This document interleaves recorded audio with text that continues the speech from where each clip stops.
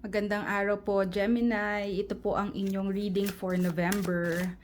Alam ko po medyo matagal na since huli tayo nag-last reading.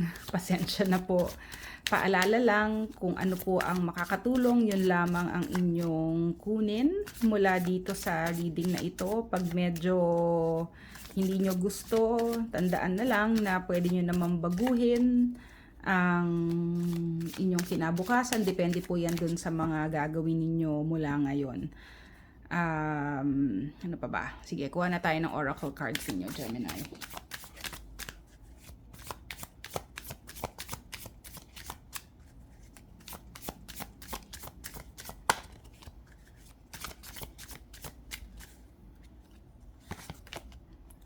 Connection.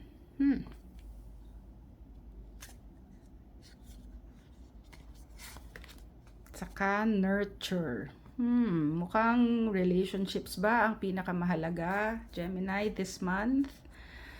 Mga yung relationships na yan, hindi naman kailangan na yung romantic relationship lang, pero yung network ninyo, yung mga kasamahan nyo sa trabaho, baka mga kaibigan ninyo, mga kamag-anak na nakakaligtaan at hindi naalagaan.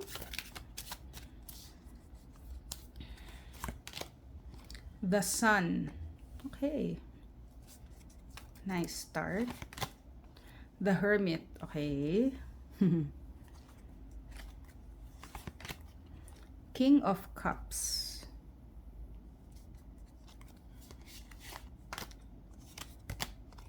Ace of Wands.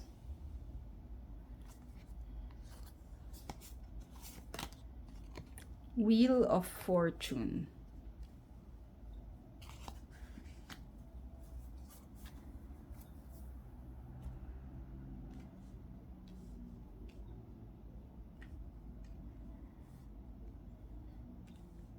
Okay. Gemini, ilan sa inyo ang nagtatago? Parang merong ganong pinahihiwatig ang inyong cards, ha? By the way, lumitaw po ang Virgo dito sa cards ninyo. So, yung iba, baka merong Virgo na mahalaga sa inyong buhay. Pwede rin naman pong wala. Okay, ang sitwasyon nyo ngayon, Gemini, ito the Sun, very optimistic. Maliwanag ang lahat, parang welcome na welcome at bukas na bukas kayo sa ibang tao, bukas na bukas ang loob nyo sa ibang tao, walang tinatago. Minsan ang sinasabi din nito, kung merong mga sikreto na tinatago, whether kayo yan o ibang tao, mukha ngayon na yan lilitaw. Pero ang tingin ko, yung isang napakalakas na ibig sabihin nito, lalo na tinabihan siya nitong Hermit, parang dati nga nagtatago kayo, Gemini. Minsan, meron talagang panahon na ganun, di ba? Yung ayaw nating makisalamuha sa mga kaibigan natin. Yun kasi yung Hermit parang lumalayo sa ibang tao. Pero ngayon with the Sun, talagang bumubukas na ulit yung mundo ninyo, bumubukas na ulit yung loob ninyo. Saka make sense dito sa connection, saka nurture, pinapaalala nito na kailangan yung alagaan yung mga mahalagang relationship sa buhay ninyo.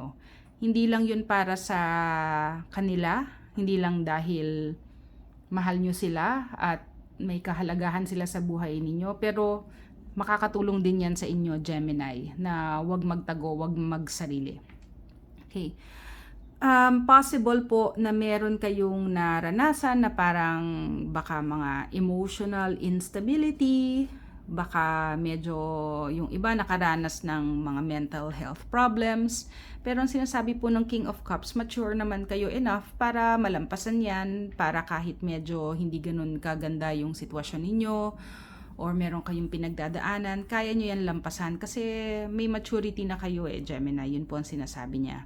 Maganda naman po ang kinabukasan. Ace of Wands, sinasabi nito na merong ng parang bagong chapter sa inyong buhay na mas maliwanag, na pwede na kayong gumalaw ulit. Kasi dito sa Hermit card, parang tumatalikod talaga kayo sa ibang tao Itong Ace of Wands, ano to parang fire. Tapos dahil ang Gemini is an air sign, air and fire, parang bumubulusok yan eh. So magsisimula na ulit gumalaw ang mga bagay-bagay sa inyong buhay. Yun po ang sinasabi. Wheel of Fortune, maraming pwede mangyari. Ang ipaalala na lang natin para sa inyo ngayon, Gemini, Wheel of Fortune means makipagsapalaran. Minsan, syempre, hindi mo maiiwasan na hindi ganun kaganda yung lilitaw. Pero minsan talagang pag nakipagsapalaran ka, napakaganda naman ang lilitaw sa inyong buhay. Mukhang yun yung mas mahalaga ngayon, na gumalaw ka na, Gemini. Huwag na magtago, nandyan yung mga tao na nagpapahalaga sa inyo, alagaan nyo rin yung mga relationship na yon. Okay? Mukhang yun po ang paalala para sa inyo ngayong November. Kuha tayo ng isang oracle card.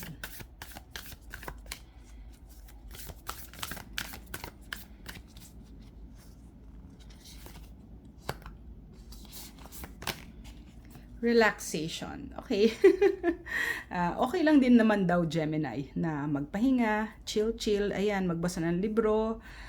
Hindi naman kailangan na yung sobrang laging lumalabas, no? Okay lang yan. Sige.